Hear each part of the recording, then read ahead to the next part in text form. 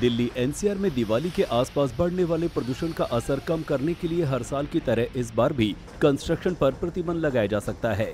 इस रोक के असर से रियल एस्टेट सेक्टर पर सबसे ज्यादा असर होता है। अगर इस बार भी ये बैन अमल में आता है तो 5 लाख अंडर कंस्ट्रक्शन घरों पर असर पड़ सकता है। अकेले गुरुग्राम में 1 लाख फ्लैट्स का काम रुक जाएगा।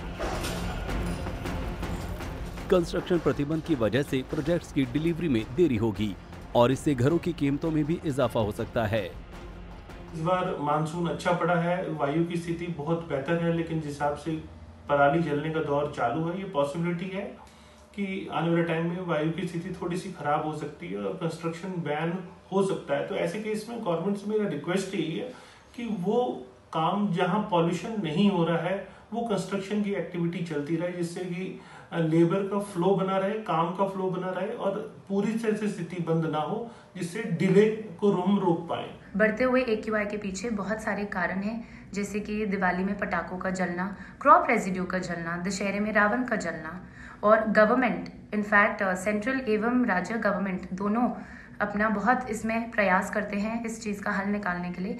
नेशनल ग्रीन ट्रिब्यूनल हर सर्दियों में कंस्ट्रक्शन वर्क पर बैन लगा देती है और ये लागू तब तक रहता है जब तक एयर क्वालिटी में सुधार नहीं आता। दिल्ली एनसीआर के अलग अलग इलाकों में इस समय बड़ी संख्या में फ्लैट्स का निर्माण चल रहा है। इनमें सबसे ज्यादा फ्लैट्स का construction greater Noida west, Yamuna expressway, Noida expressway, central Noida, sector 150, new Gurgaon, Dwarka expressway, Sohna road, golf course extension, greater Faridabad और गाजियाबाद में राजनगर एक्सटेंशन में किया जा रहा है।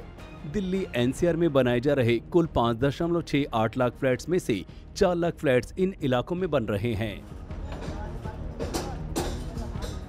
वायु प्रदूषण की वजह से कंस्ट्रक्शन पर प्रतिबंध लगने से हाउसिंग प्रोजेक्ट्स को गंभीर झटका लग सकता है।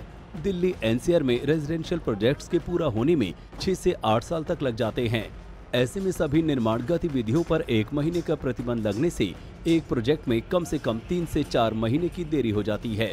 रियल एस्टेट के जानकारों की मांग है कि प्रोजेक्ट साइट पर बाहर होने वाले काम को ही बंद करने का फैसला किया जाना चाहिए। इसमें प्लम्बिंग, वायरिंग, खुदाई, प्लास्टर जैसे काम को रोका जा सकता है। कंस्ट्रक्शन से जुड़े उसी काम पर प्रतिबंध लगाया जाए जिससे वायु प्रदूषण होता है। पोल्यूशन बैन दोबारा इस साल होता है, जो जैसा हर साल हो रहा है। ये बहुत बड़ा इम्पैक्ट होगा रियल एस्टेट इंडस्ट्री पे और बिल्डर्स के मार्जिन ऑलरेडी बहुत ज़्यादा स्क्वीज्ड हैं, क्योंकि स्टील और सीमेंट के प्राइसेस ऑलरेडी बहुत ज़्यादा अप हैं। तो मैं रिक्वेस्ट करूंगा हमारी गवर्नमेंट से कि इस टॉपिक को बहुत सीरियसली देखा जाए। इस बार वैसे जिस तरह से अक्टूबर में जमकर बारिश हुई है, उससे दिल्ली एनसीआर में अभी तक हवा की क्वालिटी बेहतर है, लेकिन मौसम साफ होने के बाद अगर एयर क्वालिटी खराब हुई तो फिर कंस्ट्रक्शन बैन लग सकता है। हवा की क्वालिटी को खराब करने में सबसे बड़ा रोल हर साल इस मौसम में जलाई जाने वाली पराली का होता है। ऐसे में प्रदूषण से निपटने के लिए बनाए गए ग्रेडेड रिस्पांस एक्शन प्लान के तहत हवा की क्वालिटी खराब होने पर निर्माण पर रोक लगा दी जाती है।